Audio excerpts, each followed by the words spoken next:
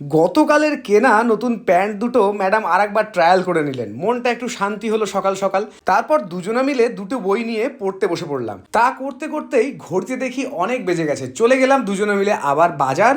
পেয়ে গেলাম একটু কই মাছ। বেলা যদিও হয়ে গিয়েছিল, তাও ভালো মাছই পেলাম। ফিরে এসেই তোড়জোড় শুরু হয়ে গেল কত তাড়াতাড়ি রান্না করে খাওয়া যায়।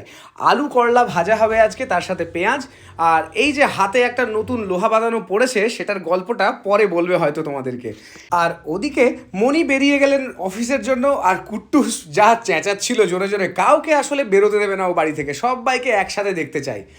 বসে গেল কই মাছ ভাজা, আর তার সাথে আলু পেঁয়াজ আর করলা ভাজা। গন্ধটা অসাধারণ উঠেছে।